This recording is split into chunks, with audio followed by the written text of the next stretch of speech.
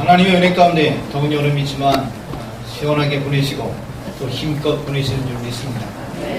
오늘 우리가 성경에 등장하는 인물들을 함께 나눠가면서 하나님의 은혜가 또 그들을 통한 도전이 되어지는 시간들을 갖길 원합니다. 오늘 그 첫 번째 시간으로 한나에게서 배우는 시간을 갖고자 합니다.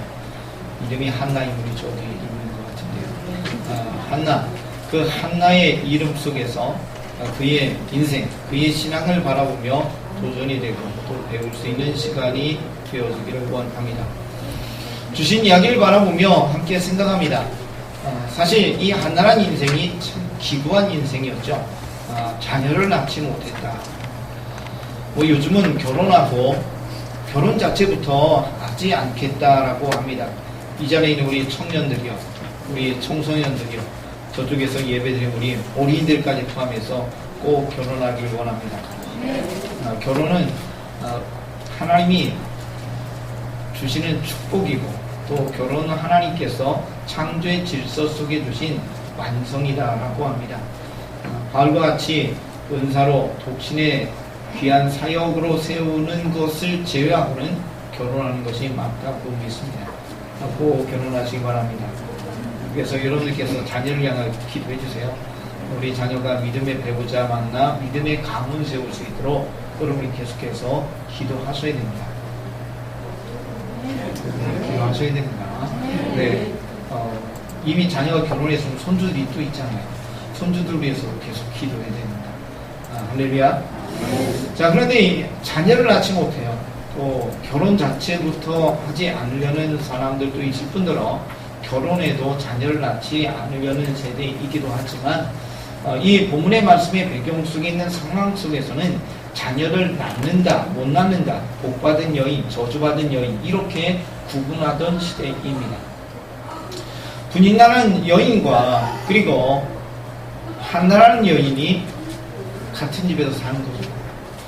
엘가나는 남편의 두 아내다 합니다. 아내가 2명이다. 지금의 상황은 안 되지만 그냥 본문의 말씀의 상황적인 이야기니까 그렇게 넘어갑시다. 2명의 아내, 엘가나에게 2명의 아내 분인나와 한나가 있었는데 분인나는 자녀가 있었어요. 그런데 한나에게는 하나님이 태문을 닫으셔서 자녀가 없습니다. 다시 이야기하면 한나는 저주받은 여인이 됐고 분인나는 복받은 여인이 되었습니다. 한 집에 이런 인생이 되었으니까 참 고달프죠. 그래도 오늘 이 자리에 있는 여러분의 인생 가운데도 하나님이 복 주신 일들이 있었으면 좋겠는데 혹시 내가 한나처럼 어렵다, 힘들다, 괴롭다는 일들이 있을 때 한나를 통해서 도전이 되어지는 역사가 있기를 원합니다. 근데 이 분인나가 기분이 오히려 더 상했습니다. 왜냐하면 남편의 사랑이 한나에게 더 가고 있기 때문이죠.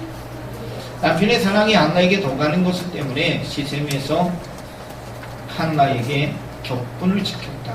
그의 마음을 부드러웠습니다. 결국 뭐예요? 너 자녀도 낳지 못하는, 아들도 낳지 못하는 저주받은 여인 아니냐? 이런 이야기가 오고 가는 거죠. 이 이야기 때문에 한나의 마음에 큰 문제가 생겼습니다. 격분시킴으로 마음이 괴로워졌다. 한나의 마음이 괴로움 속에 있습니다. 위에 등장하는 이야기를 보니까 얼마나 힘이 든지 눈물이 나고 밥도 못 먹고. 여러분, 얼마나 마음이 상하면 눈물이 날까요? 얼마나 마음이 상하면 밥도 못 먹을까요? 대부분의 사람들은 이 문제가 생겼을 때, 오늘 한나와 같은 인생의 문제가 생겼을 때 여러 가지의 방법을 동원합니다. 아마 한나도 그랬을 거예요. 일단은 싸우는 거죠. 분인나가 성경에 적수라고 등장을 하고 있습니다. 한 집에 사는데 적수예요. 그래서 이 한나가 만약에 이런 방법을 선택했다라고 한다면 분명히 싸웠을 거예요. 나는 너를 인정할 수 없다 라고 하면서 주먹다짐까지 가진 안 했어도 말싸움하고 분쟁이 일어났을 것 같다. 우리가 한번 생각해 봅니다. 저도 인생의 삶을 살아오면서 주먹다짐을 해본 적은 없는 것 같습니다. 발길질 손길질했던 것은 군대에서 태권도 때문에 어쩔 수 없이 보호대 끼고 앞에 있는 사람 차라위에서 차고 때리라고 해서 때렸던 그 때를 제외하고는 주먹다짐한 적은 없는 것 같은데, 이러한 논쟁, 언쟁들은 사실 우리의 삶 가운데 간혹 있죠. 아내를 향하여서도, 남편을 향하여서도, 자녀를 향하여서도, 이웃을 향하여서도 이러한 논쟁, 언쟁들이 가끔 생기기도 합니다. 자, 우리가 그럴 때 어떻게 하느냐? 성경에 등장하는 한나의 이야기를 통해 우리가 도전이 되었는데, 보편적인 이야기는 어떻게 하면 싸우는 거예요. 너 죽고 나 살자. 이게 보통 사람들이 동원하는 방법 아닙니까? 내가 억울한데 나 가만히 못 있어 라고 하면서 싸우는 게 보편적인 방법입니다. 근데 이미 싸움에서 졌어요. 왜냐하면 자녀가 있다, 자녀가 없다, 이것으로 끝나버린 겁니다. 한나가 분인나와 싸우고 싶지만 싸울 수 있는 힘 여러 개 없습니다. 그냥 한마디에 두 손 들 수밖에 없죠. 아들도 못 낳는 여자가 이 이야기 한마디 들으면 한나는 두 손 들 수밖에 없습니다. 보통 사람들은 이런 문제가 생겼을 때 사람에게 찾아갑니다. 나를 좀 도와주세요. 내가 억울합니다. 내가 힘이 들어요. 나를 도와주세요. 오늘 한나 같은 경우에 생각한다면 그 당시 의지할 수 있는 것은 엘가나 남편밖에 없죠. 남편에게 가서 합니다. 나 억울해서 못 살겠다. 또 그의 행동을 보니까 엘가나가 너무 마음이 아파요. 그래서 엘가나가 찾아가 위로합니다. 10 아들보다 내가 낫지 않냐고. 내가 당신을 얼마나 사랑하는지 당신이 알잖아. 기분 좀 내. 너무 좀 그치고 밥 좀 같이 먹자. 이런 이야기를 합니다. 사람들은 어려움이 있을 때 찾아가서 도움을 부탁합니다. 내게 힘이 되줄 수 있는 아군, 나를 도와줄 수 있는 사람들 하나하나 만들어가면서 힘을 축적할 수도 있습니다. 근데 이것마저 안 됩니다. 자녀도 낳지 못하는 여인, 이 한마디에 끝나버린 거예요. 근데 엘가나 입장에서는 얼마나 더 마음이 괴로울까요? 둘 다 아내예요. 누구를 더 위하고 누구를 더 사랑하고 누구를 미워하고 이건 못합니다. 내 아이의 엄마, 내 아내, 이것이 같은 모습 아닙니까? 그래서 엘가나 입장에서는 한나를 사랑하지만 푸니나도 사랑할 수밖에 없고, 그러니 엘가나는 더 괴로워지는 것이죠. 자, 본래에 등장하는 이야기의 배경적인 모습을 좀 더 들여다봅시다. 그렇다고 엘가나가 못된 인물이냐? 그건 아니라는 거예요. 왜냐하면 오늘 성경의 제사라는 이야기를 통해서 그의 모습을 생각해 보게 됩니다. 이스라엘 백성에게 하나님이 모세를 통해 말씀했습니다. 1년에 최소한 3번은 나에게 오라. 6월절, 오순절, 초막절에 하나님의 성전에 와서 제사를 드리라 라고 이야기를 했습니다. 근데 지금 오늘 성경의 말씀에 보니까 실로라는 곳에 갔다라고 이야기를 하고 있네요. 예루살렘은 후대 이야기입니다. 후대에 다윗이 나라의 수도를 만들었고 그의 아들 솔로몬이 성전을 지어서 예루살렘에 성전이 있었습니다. 그 이전에는 성막 시대예요. 성막을 언제 만들었죠?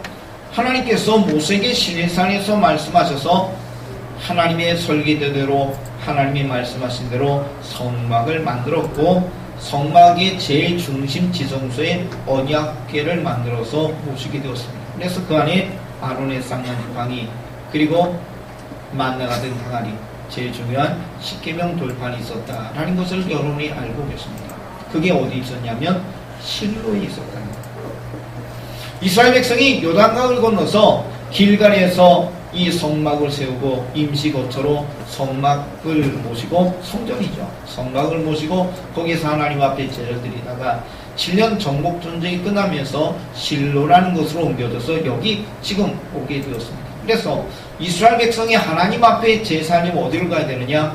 예루살렘이 아니에요. 아직 예루살렘이 세워지지 않았으니까 저들이 하나님을 만나기 위해서는 실로라는 곳에 왔습니다. 그러니까 여기 실로에서 제사를 드렸습니다.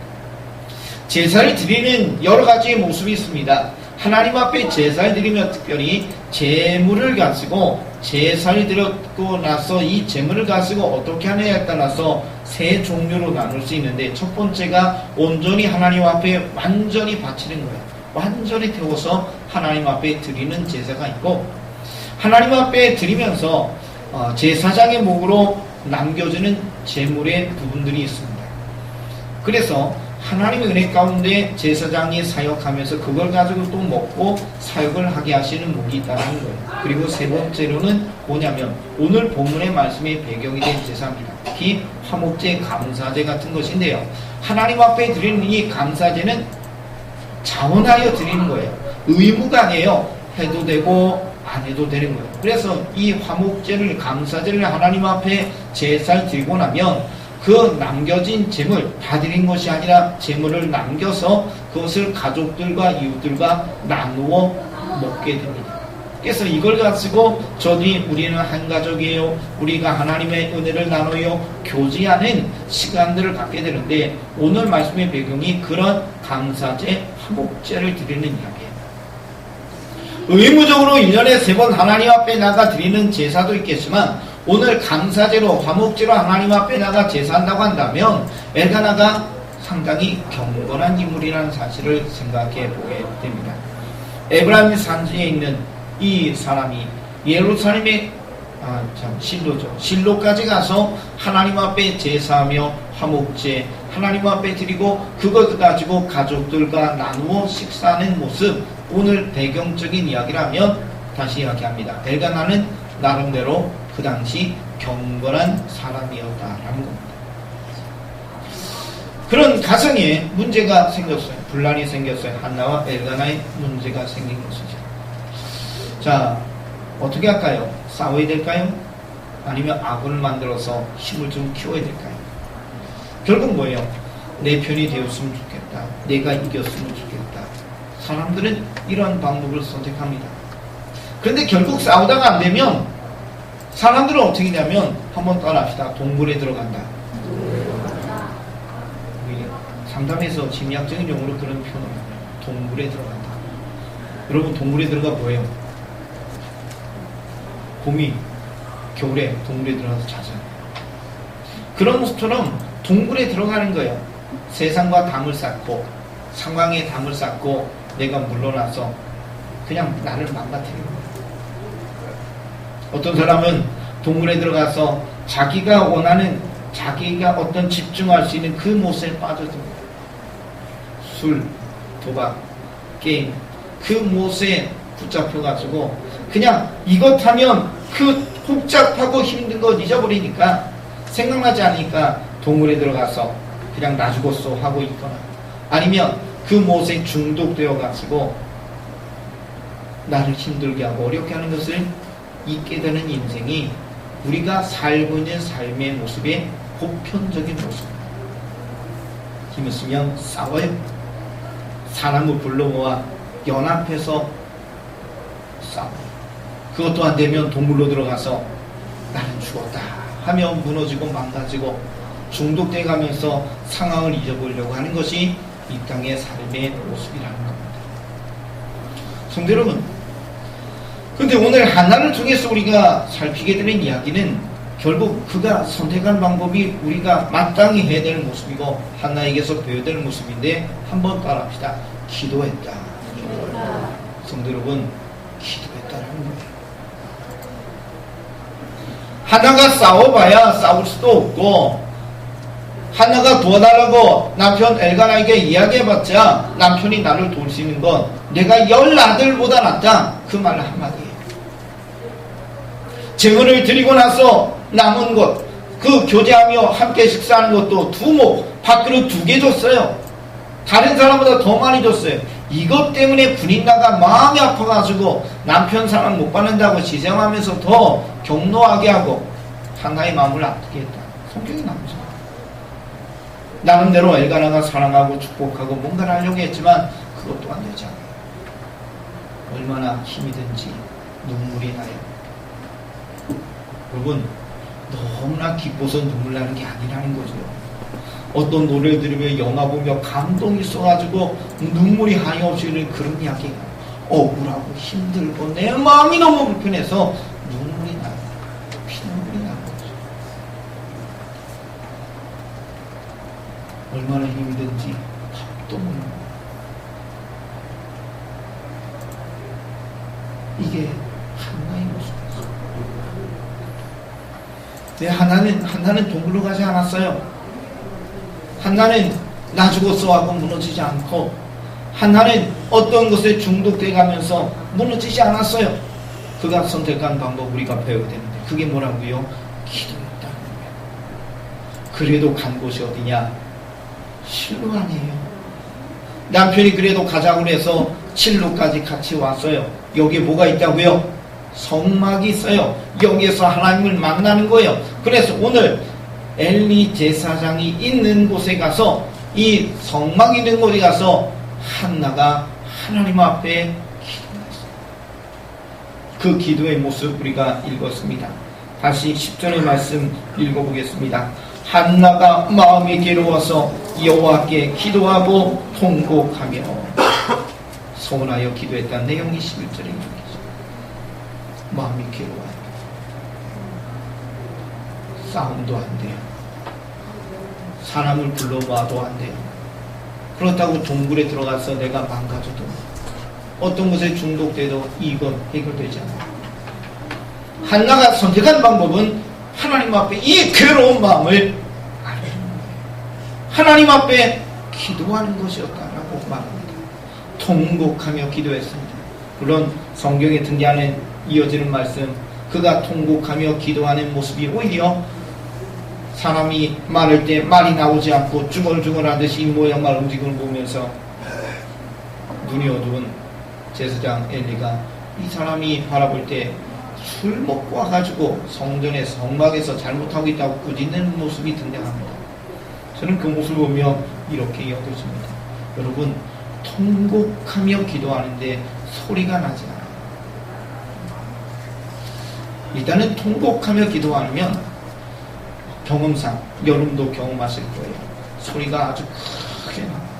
그리고 나서 힘이 쫙 빠지면, 통곡하며 하나님 앞에 간절함을 애곡하며 기도하다가 힘이 빠지게 되면 그만큼 소리가 줄어드는데, 그 다음 단계가 엘리 제사장의 본 모습이 아닐까 생각이 들었습니다. 어쨌든 성경에 등장한 이야기는 간절함으로 통곡하며 기도했습니다. 눈물을 흘려가며 기도하는 건, 여러분, 이거 그냥 자리에 앉아서 기도합시다 그러면 아멘하고 가는 그런 기도가 아니라는 거예요. 하나님밖에는 이 문제를 해결할 수 있는 분이 없다라고 하나님 앞에 나와서 통곡하며 기도하는 간절함이 오늘 한나의 기도였다는 거예요. 기도가 해결책입니다 라는 것을 알고 있어요. 마땅히 기도가 해결책입니다. 중발전에 가서 예배를 드리게 되는데요, 중발전이 나름대로 보안시설이라 문들이요 거기도 나름대로 많습니다. 그분들은 직원 카드를 딱 대면 문이 열리는데 저는 직원 카드가 없어요. 그래서 저는요 눈치 봐야 돼요. 열어줄 때까지. 그래서 열어주면 안녕하세요 감사합니다 하고 출입을 하는데, 지금은 다른 발전소로 가신 경비대장님이 계세요.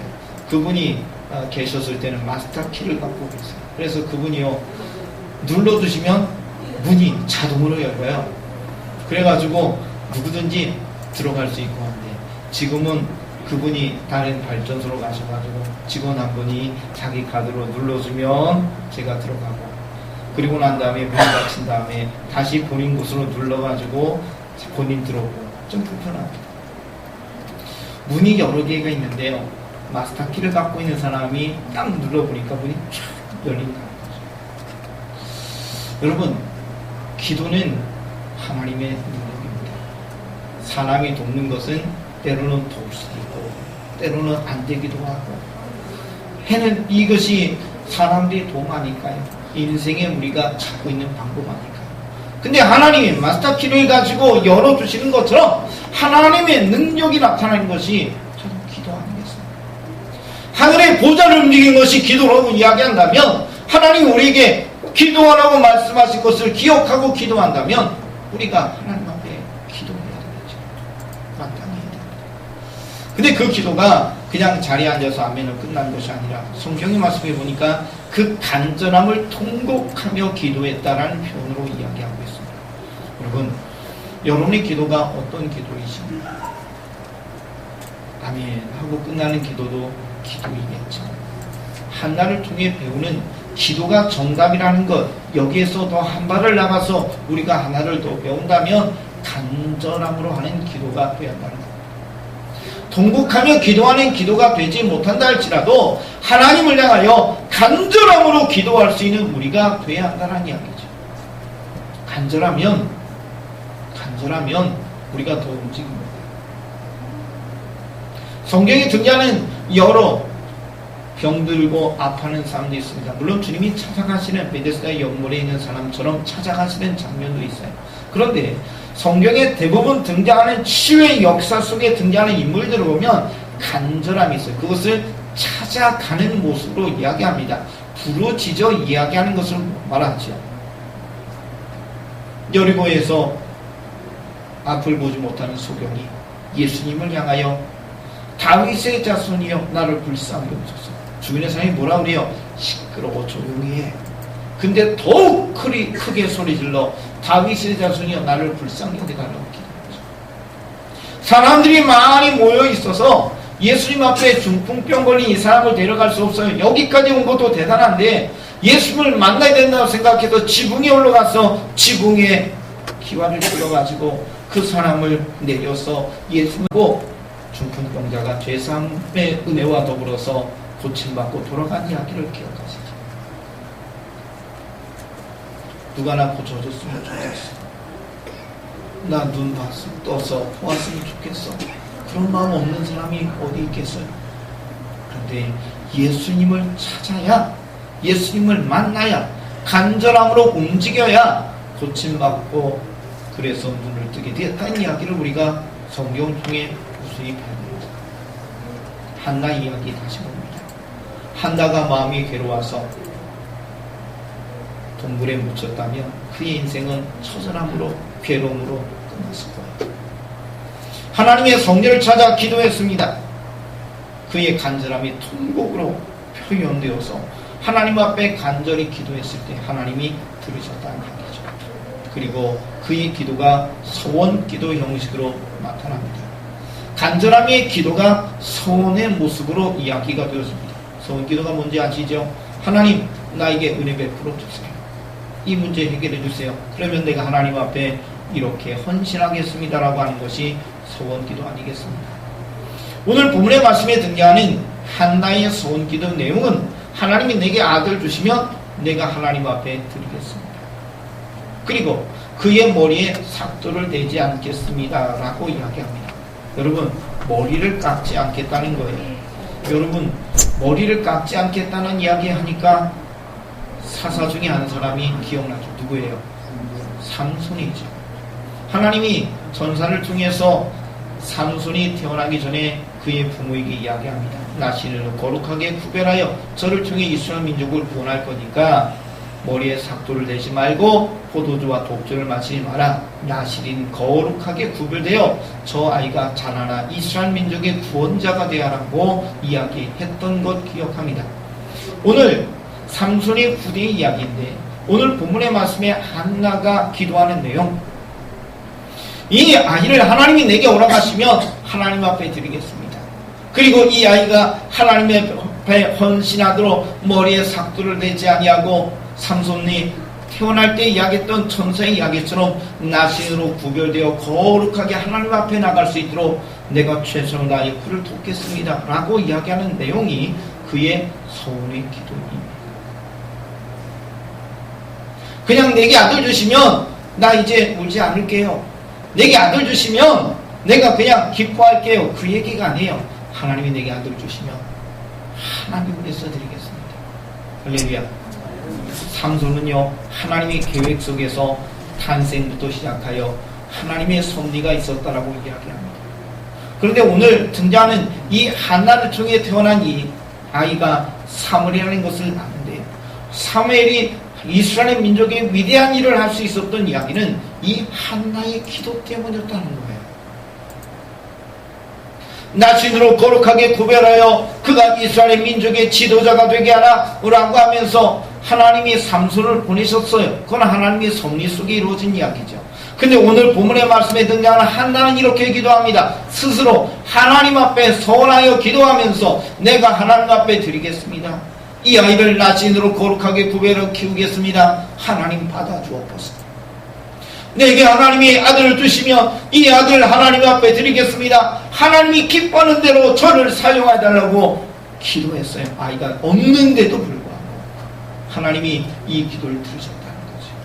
간절함으로 기도하고 하나님 앞에 드리겠다는 소원결을 들으시고 하나님이 그에게 아들을 주셨는데 그게 누구라고요? 사무엘이었습니다.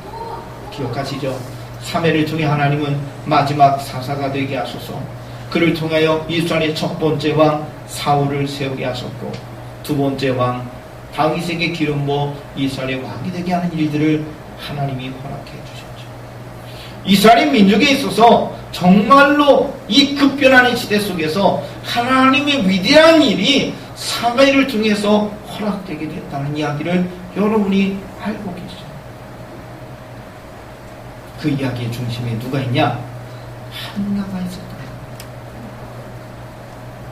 한나가 이 괴로움 속에서 눈물을 흘려가면서 그가 음식도 못 먹는 이 모습 속에서 싸우거나 동굴로 들어가서 인생을 망가뜨렸다면 하나님의 위대한 일이 어찌 일어났겠습니까?